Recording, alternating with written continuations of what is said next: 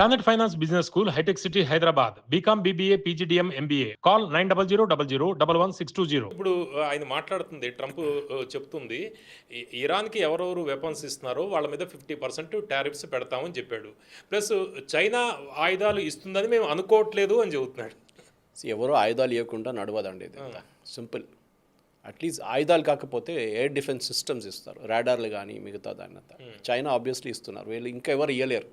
Even Russia ఇవ్వలేరు, ఎందుకంటే Russia దగ్గర అంత ఎక్విప్మెంట్ లేదు. ఇప్పుడు వాళ్ళ యుద్ధంలో వాళ్ళు మొత్తం ఆల్మోస్ట్ వాళ్ళ ఇండస్ట్రీ మొత్తం పోయింది వాళ్ళ. చైనా దగ్గర ఉంది. అండ్ చైనా ఎందుకు ఉపయోగిస్తారంటే ఆపరేషన్ సింధూర్లో మనకు తెలిసింది, చైనా ఇవాళ దాకా లాస్ట్ ఒక 30-40 సంవత్సరాల్లో ఒక యుద్ధం కూడా చేయలేదు. దానికన్నా ఎక్కువ ఉండొచ్చు బహుశా. జపాన్తో ఏదో ఒక ఘర్షణ జరిగింది కొన్ని, అది తైవాన్తో యుద్ధం అని చెప్పలేను. That is nothing to do with war, nowhere near war.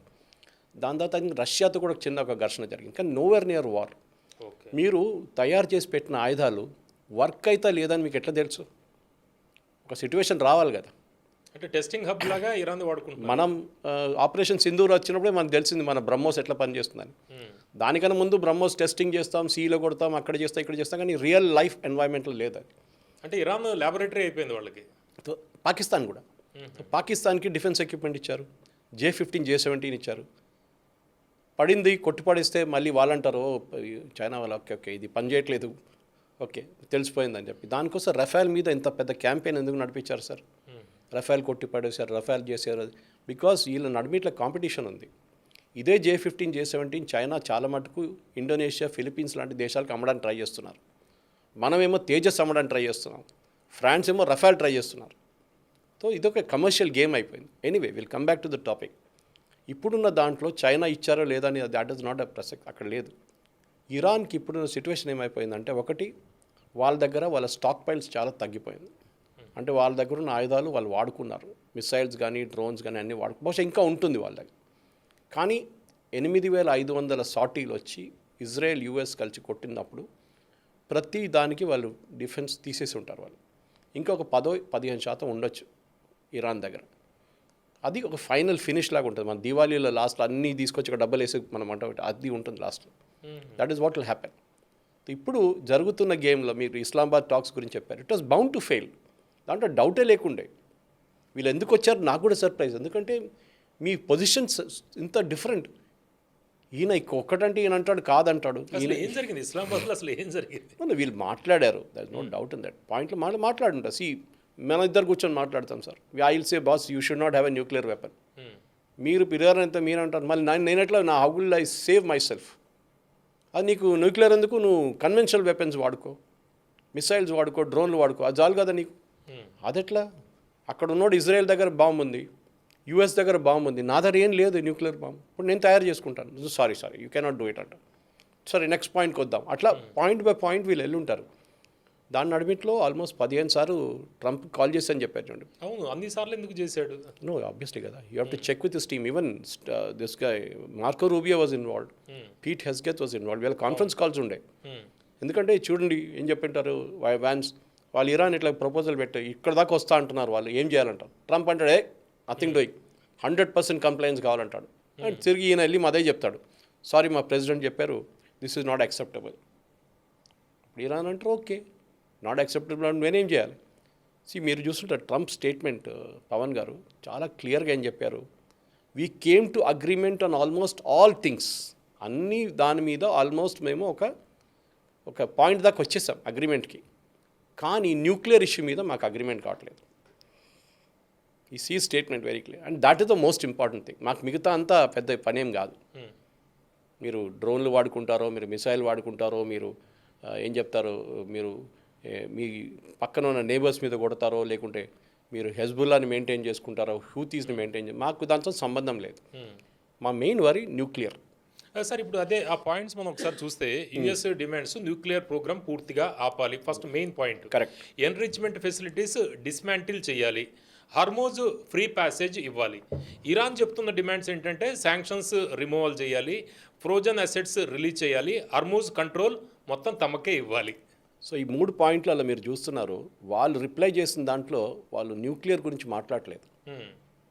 They are not speaking about nuclear at all. Strait of Hormuz ఒక్కటే మాట్లాడుతున్నారు. ఈ స్ట్రేట్ ఆఫ్ హార్మూజ్ ఇప్పుడు మనం చూసాం ఇవాళ పొద్దున యుఎస్ సెంట్రల్ కమాండ్ ఏమన్నారంటే చైనా అని చెప్పట్లేదు వాళ్ళు, ఇరాన్కి వెళ్ళే ఏ షిప్ అయినా కానీ మేము దాన్ని అడ్డుకుంటాం. వీళ్ళు కూర్చున్నది ఎక్కడ, గల్ఫ్ ఆఫ్ ఒమాన్ మౌత్లో, అంటే అరేబియన్ సీ ఎండ్లో కూర్చున్నారు వీళ్ళు. అక్కడ వాళ్ళు 2 ఎయిర్క్రాఫ్ట్ క్యారియర్లు ఉన్నాయి. దాంతోపాటు ఒక ఎయిర్క్రాఫ్ట్ క్యారియర్ సీకి వెళ్తున్నప్పుడు ఒకటే వెళ్ళదు, అది మదర్ షిప్. అది దాని చుట్టుపక్కన ఒక 10 నుంచి 12 ఫ్రైటర్స్ ఉంటుంది, వార్షిప్స్ ఉంటుంది. ఎందుకంటే ఐడియా ఈస్ మదర్ షిప్ మీద ఎవరు దాడి చేయకూడదు. రేపు ఒక ఇరానోడు ఒక మిసైల్ కొడతారనుకోండి, పెద్ద మిసైల్ కొడితే అది మదర్ షిప్ మీద వెళ్ళకూడదు, మొత్తం అక్కడే ఉంటుంది. దాని చుట్టుపక్కన ఒక ఫ్లోటీలా ఉంటుంది అన్నమాట. When it goes to the sea మీరు చూడాలి, మీరు గూగుల్ చేస్తే you'll get pictures. Aircraft carrier వెళ్తే ఇటుపక్క అంతా 4 షిప్లు ఉంటాయి ఎస్కాట్ లాగా. మన సీఎం పిఎం వెళ్తున్నాడు, ఎస్కాట్ ఎట్లా ఉంటుంది, వాళ్ళ సెక్యూరిటీ అట్లా ఉంటుంది అనమాట. సో ఆ బ్యాటిల్ గ్రూప్ అంటారు దాన్ని. ఆ battle group 2 battle groups already అక్కడ ఉంది ఒమాన్లో, గల్ఫ్ ఆఫ్ ఒమాన్ దగ్గర కూర్చున్న వాళ్ళు అడుకోవచ్చు ఈజీగా, నాట్ అ బిగ్ ప్రాబ్లం. కానీ రేపు చైనా ఒక షిప్ పంపిస్తారు. Let us look at hypothetical situation. China ఒక షిప్ పంపిస్తారు, వాళ్ళు అడుగుతారు ఎక్కడ వెళ్తున్నారు, స్ట్రేట్ నేను కర్గ్ ఐలాండ్ వెళ్తున్నాను. ఎందుకు, ఇరానియన్ ఆయిల్ తీసుకోవడానికి. వెళ్ళలేం, నో వీ వోంట్ అలౌ అంటాడు. నేను చైనా, నన్ను అలౌ చేయవా అంటాడు. వాడు ఫోన్ చేస్తాడు బీజింగ్కి, వాడంటే నేను 2 వార్షిప్లు పంపిస్తున్నా, చూద్దాం వాళ్ళు ఎట్లా ఆపుతారు. అక్కడ విల్ బికమ్ ఎ ఫైట్. అంటే ఇరాన్కి ఇదివరకు రన్నింగ్ ఏవైతే ఉన్నాయో అవి వీళ్ళు ఆపేస్తారు, అంతే కదా. అదే ఇరాన్ వీళ్ళ అల్లైస్ షిప్పులేమో ఇరాన్ వాడు కొడతాడు. ఇరాన్ వాడు కొట్టడానికి వెయిట్ చేస్తున్నారు. కొట్టగలడా? కొడితే US will use it as an excuse saying యుద్ధం మొదలైంది మళ్ళీ. మేమేం చేయలేదు, మేము షిప్పులను అడ్డుకున్నాం అంతే. కానీ ఒక షిప్ పాపం వస్తున్నప్పుడు దాన్ని కొట్టేశారు ఇరానోడు, అట్లెట్లా ఊరుకుంటాడు. We will not accept it. అంటే సురేష్ గారు, ఇది ఓవరాల్గా ముందర అంటే ఈ టాక్స్ ముందర ఎలా ఉండేది అక్కడ పరిస్థితి, ఇప్పుడు ఎలా ఉంటుంది, రెండిట్లకి మనం ఒకసారి ఈజీగా అర్థమయ్యేటట్టు ఒకసారి చెప్తే మనం. మొన్నటిదాకా ఎట్లా ఉండే అంటే స్ట్రైట్ ఆఫ్ హార్మూజ్ మొత్తం ఇరాన్ ఆధీనంలో ఉంది, అటు నుంచి ఏవి రాకుండా వాళ్ళు అడ్డుకున్నారు. దానివల్ల అందరికీ కూడా ప్రపంచంలో అటువైపు నుంచి వచ్చే నౌకలన్నీ కూడా రాకపోకలు ఆగిపోయాయి. ఇప్పుడు మీరు చెప్పేదాని ప్రకారం యుఎస్ ఇవన్నీ కూడా షిప్స్ అన్నీ కూడా అక్కడికి వస్తాయి. ఏ విధంగా జరుగుతుంది, అప్పుడు ఎలా ఉండేది, ఇప్పుడు ఎలా ఉంది ఒకసారి చెప్పండి. ఇప్పుడు కూడా యుద్ధం మొదలయ్యే ముందు కూడా హార్మూజ్లో, అంటే హార్మూజ్ చెప్పకూడదు, Hormuz is separate point, choke point. దానికన్నా ముందు పెద్ద పర్షియన్ గల్ఫ్ ఉంది ఒకటి. సౌదీ అరేబియా కానివ్వండి, ఇటువైపు ఇరాన్ కానివ్వండి, ఖత్తర్, కువైత్, బహ్రెయిన్, వీళ్ళందరూ ఉన్నారు ఈ పర్షియన్ గల్ఫ్లో. ఇప్పుడు కూడా యుద్ధం మొదలయ్యే ముందు కూడా 1700 షిప్స్ ఉండే ఏరియాలో. అన్ని ట్యాంకర్స్ కాదు, ఆయిల్ ట్యాంకర్స్ కాదు, కార్గో ఉండొచ్చు, ఫర్టిలైజర్ ఉండొచ్చు, ఏదైనా. 1700 ఏం చెప్తారు, ఫ్రైటర్స్ కానీ పెద్ద ట్యాంకర్లు కానీ అన్నీ అక్కడ ఉన్నాయి, షిప్స్ ఉన్నాయి అక్కడ. కొన్ని షిప్స్ అయితే లోడ్ చేసుకొని వారాలు వెయిట్ చేస్తున్నారు. వాళ్ళ క్రూకి నీళ్ళు కూడా దొరకట్లేదంట, ఎందుకంటే వీరు పోర్ట్ దగ్గర రాకుండా అంటున్నారు. సౌదీ అరేబియా మా పోర్ట్ దగ్గర రాకండి, మళ్ళీ ఆ ఇరాన్ వాడు పిచ్చోడు మళ్ళీ మా మీద కొడతాడు మళ్ళీ అని చెప్పి, నువ్వు అక్కడే ఉండు, సీలోనే ఉండు. ఫస్ట్ ఇరాన్ వాళ్ళు మొదట్లో చెప్పింది యుఎస్ వాళ్ళ అల్లైస్ ఎవరు ఇటువైపు రాకూడదు అంది. ఇప్పుడు అవన్నీ ఆపేస్తుందా ఇప్పుడు ఇరాన్? వీళ్ళు దాన్ని పంపించగలరు. యుఎస్కి ఎక్కువ షిప్స్ లేవు సార్ ఆ ఏరియాలో, యుఎస్కి ఎక్కువ షిప్స్ లేవు. వీళ్ళు అల్లైస్ కూడా అన్నారు, అలైస్ అన్నారు. ఇప్పుడు మీరు అలైస్ని డిఫైన్ చేయడం కూడా చాలా డిఫికల్ట్. ఓకే, ఇటలీ మీ అలైనా? ఇటలీ అని చెప్పారు మేము ఓవర్ఫ్లయింగ్ రైట్స్ ఇవ్వము యుఎస్కి అని చెప్పారు. అప్పుడు అలైస్ అవుతారా, మీరు ఫ్రెండ్స్ అవుతారా? ఇరాన్తో ఫ్రెండ్స్ అవుతారు. ఇప్పుడు మన షిప్స్లో అలౌ చేస్తున్నారు వాళ్ళు. పాకిస్తాన్ షిప్ నిన్ను అడ్డుకున్నారు వాళ్ళు. పాపం టాక్స్ కండక్ట్ చేసిన ఇస్లామాబాద్లో డబ్బులు లేని అడుక్కొని తిన్న పాకిస్తాన్ టాక్స్ కండక్ట్ చేశారు. ఇప్పుడు ఒక జోక్ కూడా నడుస్తుంది, దానికోసం బిల్లు కూడా కట్టకుండా వెళ్ళిపోయింది అందరని చెప్పేసి, హోటల్ బిల్లు. షబాజ్ షరీఫ్ ఏడుస్తున్నాడు, ఎవడు కడుతుంది బిల్లు అని చెప్పేసి సరీనా హోటల్లో. అదొకటి ఉంది. సో పాకిస్తాన్ షిప్ని అడ్డుకుంటున్నారు. So it is not a planned way, general వేలో చేస్తున్నారు వీళ్ళు. ఓకే, సో ఇప్పుడు ఇండియా నుంచి ఇండియన్ షిప్స్ ఎందుకు అలౌ చేస్తారు వాళ్ళు? మనతో అంత పెద్ద ప్రేమ ఏం లేదు వాళ్ళకి. కానీ మెడిసిన్స్ కావాలంటే ఇండియా సప్లై చేస్తారు. కాదు కాబట్టి క్విట్ ప్రొకో అలై కాదు, it's a different thing. We're very close to US also, no problem. కానీ వాళ్ళకి కావాలి, మనతో పని ఉంది. మెడిసిన్స్ కావాలంటే మనం సప్లై చేస్తాం, ఆల్రెడీ ఒక కన్సైన్మెంట్ సప్లై చేస్తాం మనం ఎయిర్క్రాఫ్ట్ తీసుకొని. ఇంకా కావాలంటే మళ్ళీ సప్లై చేస్తాం మనం. మొన్న వాళ్ళ ఎయిర్క్రాఫ్ట్ ఒకటి పంపించడానికి, ఇండియాకి పంపించడానికి వెయిట్ చేసిన ఎయిర్క్రాఫ్ట్ని యుఎస్ కొట్టారు తెహరాన్లో ఎయిర్పోర్ట్లో ఉన్నప్పుడు. ఇండియాకి బయలుదేరడానికి ఇంకా హాఫ్ అన్ అవర్ ఉంది అంతే, ఆ ఎయిర్క్రాఫ్ట్ని కొట్టారు వాళ్ళు. That is a cargo aircraft. So ఈ పరిస్థితుల్లో ఇరాన్ ఏమంటారు, మీరు అడ్డుకున్నారు కదా బయట, మీరు చెప్పిన హైపోథెటికల్ సిచ్యువేషన్ ప్రకారం ఒక ఫ్రెంచ్ షిప్ వస్తుంది, ఫ్రెంచ్ ఫ్లాగ్డ్ షిప్ ఆయిల్ తీసుకొని వస్తున్నారు. ఇరాన్ దాన్ని కొడతారా లేదా? కొట్టిందనుకోండి అది మంట పట్టుకుంటుంది, it will go up in flames. దాన్ని యూఎస్ ఒక ఎక్స్క్యూజ్గా వాడుకుంటారు. చూసారా, మేము ఏం చేయలేదు, మేము పాపం మేము బయట కూర్చున్నాం, మేము ఈడు చూడండి ఆ షిప్ మీద కొట్టిండు, ఇప్పుడు మేమేం చేయాలి, మేము అని కొడతాం అని చెప్పి వాళ్ళ యాంటీ ఎయిర్క్రాఫ్ట్ బ్యాటరీస్ అన్నీ ఉంటుంది కదా కోస్టల్ లైన్లో, అన్నీ కొట్టేస్తారు. వాళ్ళ ఆల్రెడీ మీరు చూసుంటారు 2 రోజుల ముందు వాళ్ళ 2 వార్షిప్స్ ఎంటర్ అయ్యి మళ్ళీ వెళ్ళిపోయారు. మొన్న ఒక డ్రోన్ కనిపించలేదని చెప్పి మీరే నాకు చెప్పారు ఆ రోజు న్యూస్ ఒకటి, అది కన్ఫర్మ్ అయింది రాత్రి, న్యూస్ మిస్సింగ్, అది పోయిందో లేదో తెలియదు, అది స్విచ్ ఆఫ్ చేసి ఉంటారు, అంటే ట్రాన్స్పాండర్ ఆఫ్ చేసేసి ఉంటాడు. ఇది డిటెక్ట్ చేయాలంటే ట్రాన్స్పాండర్ ఆన్ ఉండాలి ఎయిర్క్రాఫ్ట్లో. సో ట్రాన్స్పాండర్ ఆఫ్ చేస్తే ఎవరికి రాడార్లో కనిపించదు మళ్ళీ.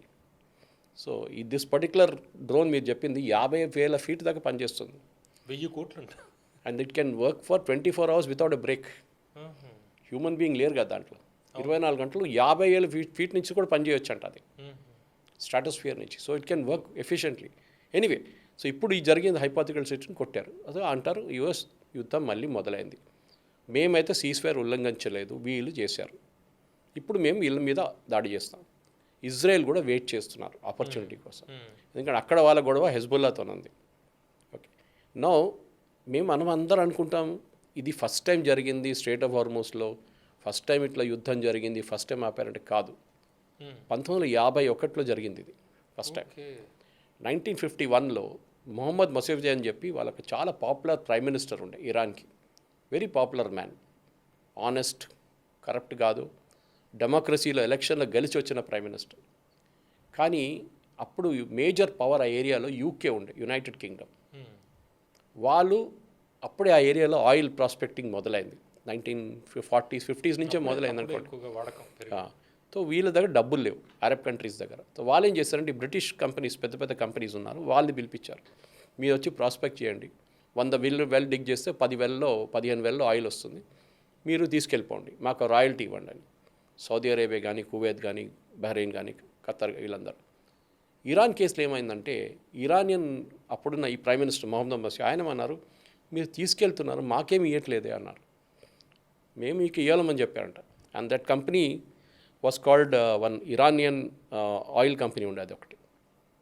ఆ కంపెనీ మీద ఈయన ఏం చేసింది, కోపం వచ్చింది ఈయనకి, ప్రెసిడెంట్కి, ఏంట్రా నువ్వు ఇట్లా మాట్లాడుతున్నావు, మీరు ఇట్లా మాట్లాడుతున్నా అని చెప్పి he nationalised it, Anglo Iranian oil company nationalise చేసేసాడు. అంటే గవర్నమెంట్ టేక్ ఓవర్ చేసుకుని, ఇరానియన్ గవర్నమెంట్.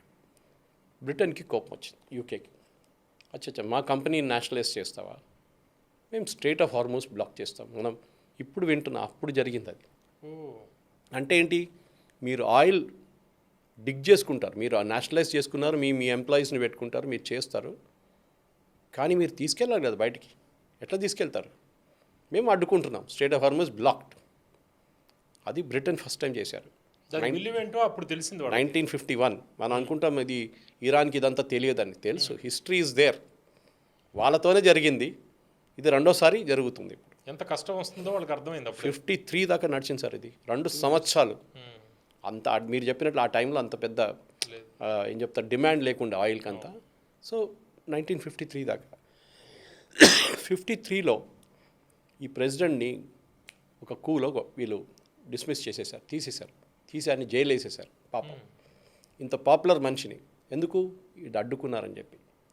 అదొక సిఐఏ ఆపరేషన్ ఉండే, సిఐఏ అండ్ MI6 అంటే బ్రిటిష్ ఇంటెలిజెన్స్, వీళ్ళిద్దరు కలిసి చేశారు. ఖర్చు అయిన డబ్బులు $3 మిలియన్ ఆ టైంది. చాలా ఎక్కువ. అంటే వాళ్ళందరికి డబ్బులు ఇవ్వాల్సి వచ్చింది కదా అక్కడ కూ చేసిన వాళ్ళకందరికీ, ఆర్మీ గిర్మీ వాళ్ళు. ఈయన జైలు వేసేసారు. ఇంకొక మనిషిని తీసుకొచ్చి కూర్చోబెట్టారు, ఆయన పేరు షా ఆఫ్ ఇరాన్ రెజా పెహ్లవీ. 53లో ఆయన ఏం చేశాడు, రాగానే ఫస్ట్ వీళ్ళ డిమాండ్, ఆయన మంచే కదా, డీనేషనలైజ్, మళ్ళీ బ్రిటిష్కి వెళ్ళిపోయింది. Today that company is called British petroleum, BP. ఆ BP కంపెనీలో అమెరికా ఇంత సహాయం, ఆ టైం అమెరికా పెద్ద పవర్ కాదు, ఓకే, నేవల్ పవర్ కాదు. సో అమెరికా హెల్ప్ చేశారని చెప్పి, సిఐఏ ఆపరేషన్ కాదని చెప్పి బ్రిటిష్ గవర్నమెంట్ ఈ BP కంపెనీ, అప్పుడు ఇంకో పేరు ఉండే, ఆ కంపెనీలో 30% స్టేక్ ఇచ్చారు అమెరికాకి. ఇవాళ కూడా అమెరికాకి ఆ స్టేక్ ఉంది BPలో. అందుకే షా ఆఫ్ ఇరాన్ చేసిన ఇవన్నీ వీటితోటే రివల్యూషన్ వచ్చింది అది. సో మనం మాట్లాడుతున్న ఒక సిచ్యువేషన్లో హిస్టరీ రిపీట్స్ ఇట్ సెల్ఫ్ అంటారు. అవును. ఇది పునరావృతం, చరిత్ర పునరావృతం. తో ఇప్పుడు మీరు అడిగిన ప్రశ్నకి ఇస్లామాబాద్ టాక్స్ ఫెయిల్ అవుతుంది అందరికీ తెలిసే. మళ్ళీ ఎందుకు వెళ్ళారని ప్రశ్న ఒకటి ఉంటుంది. వెళ్ళకపోతే ప్రాబ్లం అవుతుందని చెప్పి వెళ్ళాం మేము మా వైపు నుంచి ఉన్న ప్రయత్నాలు అన్నీ చేశామని 2 సైడ్లు అంటున్నారు. అమెరికా కూడా అంగీకరిస్తున్నారు, మేము కూడా అన్ని ప్రయత్నాలు చేశాం, కానీ ఇరాన్ అంగీకరించట్లేదు. అంటే సురేష్ గారు, ఇప్పుడు భారీ దాడులు, భారీ యుద్ధానికి ట్రంప్ వెళ్ళబోతున్నాడా? ఆ ముందర ఇదంతా కూడా ఒక డ్రామా లాగా ఒకటి క్రియేట్ చేశాడా?